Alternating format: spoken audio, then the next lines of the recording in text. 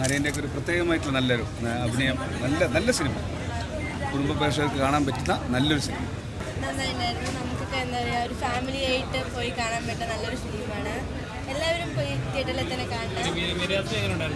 നല്ലൊരു ക്യാരക്ടർ, അതായത് നമ്മൾ ലൈഫിൽ പോകുമ്പോൾ എത്ര പ്രശ്നങ്ങൾ ഉണ്ടാവും, ആ ഒരു ഫുൾ എന്താ പറയുക, നമ്മളിപ്പോൾ പോയിക്കൊണ്ടിരിക്കുന്ന കാലത്തിൻ്റെ ഒരു ഇതാണ്, നമ്മളെങ്ങനെ നമ്മുടെ സ്വഭാവം മാറ്റിയെടുക്കുന്ന അങ്ങനത്തെ ഒക്കെ ഒരു നല്ലൊരു എന്താ പറയുക, നല്ല എൻജോയ് ചെയ്തു. കുറച്ച് ഇതൊക്കെ ഉണ്ടായിരുന്നു, എന്നാലും നല്ലൊരു സിനിമയാണ്. അതിന് പറ്റിയ പേരുമാണ് ക്യൂനൽസ്.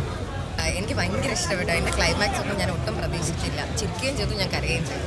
എല്ലാവരും കാണണം കേട്ടോ, മിസ് ചെയ്യരുത്. കാരണം നല്ല രസമുണ്ട്, ഭയങ്കര അടിപൊളി ഫീലാണ് കണ്ടിറങ്ങുമ്പോൾ.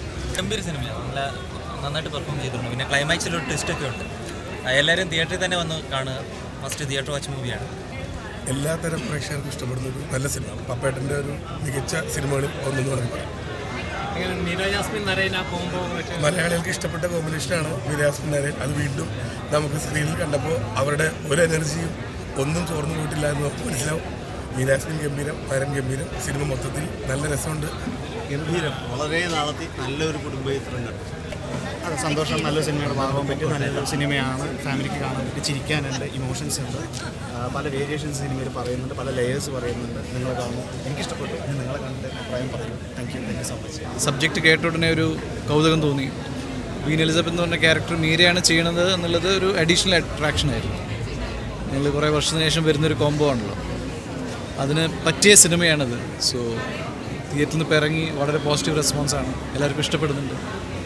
Happy new year. അല്ല, എനിക്ക് എല്ലാ കുടുംബ പ്രേക്ഷകർക്ക് വേണ്ടിയുള്ള സിനിമയാണ്. ഞാൻ ചെയ്ത സാധാരണ സിനിമകളുടെ ജോണറല്ല, ഇത് വേറൊരു ജോണറാണ്, ഒരു എൻ്റർടൈനറാണ്.